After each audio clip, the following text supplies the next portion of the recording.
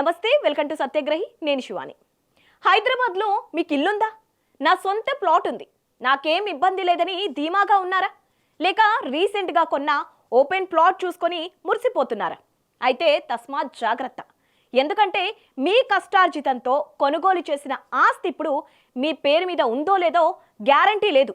మీ ఇల్లు, మీ స్థలం సైలెంట్గా నిషేధిత జాబితాలోకి చేరిపోయి ఉండొచ్చు. అవును, మీరు విన్నది నిజమే.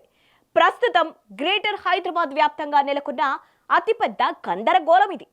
కష్టపడి సంపాదించిన సొమ్ముతో అన్ని అనుమతులు చూసుకొని కొన్న ఆస్తులు రాత్రికి రాత్రే 22A నిబంధన కింద నిషేధిత జాబితాలోకి చేరిపోతున్నాయి.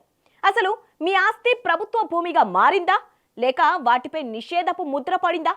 మీరు కష్టపడి కొన్న ఆస్తి కూడా మీది కాకుండా పోతుందా?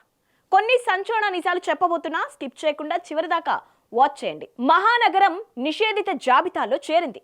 22A అనే పదం వింటేనే నగర ప్రజలు వణికిపోతున్నారు.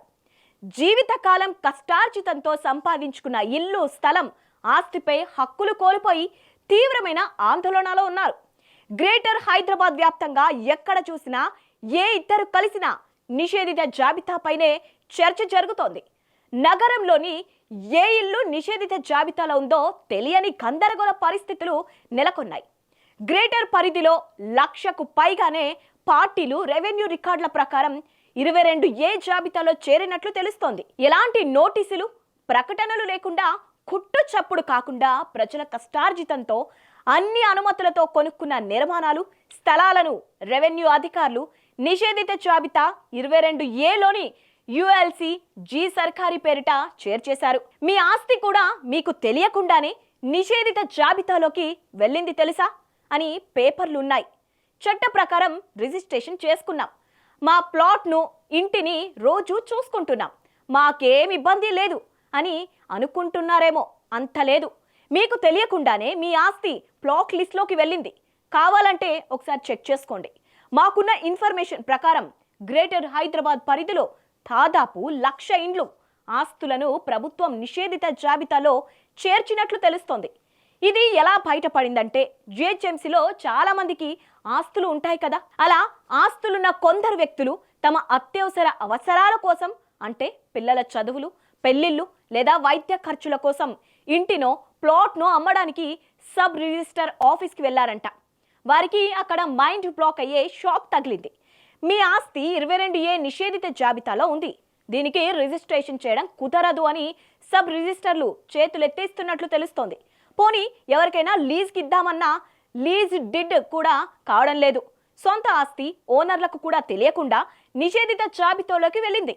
చిన్న నోటీస్ కూడా ఇవ్వకుండానే బ్లాక్ లిస్ట్లో పెట్టేశారు అధికారులు. పైసా కూడబెట్టుకొని కొనుక్కున్న ఇల్లు, తమ కష్టార్జితంతో కట్టుకున్న తమ కలల సౌధం, ఉద్యోగాలు చేసుకొని లోన్లు తీసుకొని కొనుక్కున్న ప్లాట్లు నిషేధిత జాబితాలో చేరడంతో నగరవాసులు తీవ్ర ఆందోళనలు చెందుతున్నారు. నగరంలోని వెంచర్లు, సొసైటీలు, కాలనీలు, బహుళ అంతస్తుల భవనాలు నిషేధిత జాబితాలోకి చేరాయి. ఏ ఏరియాలో ప్లాట్లు, ఇతర ఆస్తులు బ్లాక్ లిస్ట్లో చేరాయో తెలుసా? హైదరాబాద్, మేడ్చల్, రంగారెడ్డి జిల్లాల పరిధిలోని మెజారిటీ విలువైన భూములు, అపార్ట్మెంట్లు ఫ్రీజ్ అయిపోయాయి. అవన్నీ బయటకు రావడం కష్టమేనని రెవెన్యూ అధికారులు కూడా తేల్చి చెప్పడం ఇప్పుడు మరింత షాకింగ్ గా మారింది. విచిత్రం ఏంటంటే, సిటీలోని కొన్ని దశాబ్దాల కిందట ఏర్పాటు చేసిన సొసైటీలు కూడా నిషేధిత జాబితాలో చేరాయి. ఇప్పుడు హైదరాబాద్లో ఏ ప్రాంతాలు నిషేధిత జాబితాలోకి వెళ్ళాయో డీటెయిల్గా చెప్తాను. మీ ఏరియా కూడా ఈ లిస్ట్లో ఉందేమో చెక్ చేసుకోండి. హైదరాబాద్ ఎర్రకట్ట పరిధిలోని వాసవి, జనప్రియ, కల్పతరు, బ్రిగేడ్, సిటాడెల్ అపార్ట్మెంట్లు నిషేధిత జాబితాల్లోకి చేరాయి. ఈ అపార్ట్మెంట్లో 5,000కు పైగా కుటుంబాలు నివసిస్తున్నాయి. అదేవిధంగా యూసుఫ్గూడ విలేజ్ పరిధిలోని కళ్యాణ్ నగర్ హౌసింగ్ సొసైటీ మొత్తాన్ని నిషేధిత జాబితాల్లో చేర్చారు.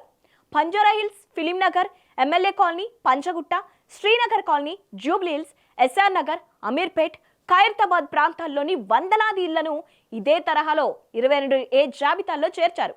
ఆయా ప్రాంతాల్లో నివసించేవారు తమ అత్యవసరాలకు ఇళ్లను అమ్ముకునేందుకు రిజిస్ట్రేషన్ ఆఫీస్కి వెళ్తే ఒళ్ళు గక్కురు పిడిచే విషయాలు బయటపడ్డాయి.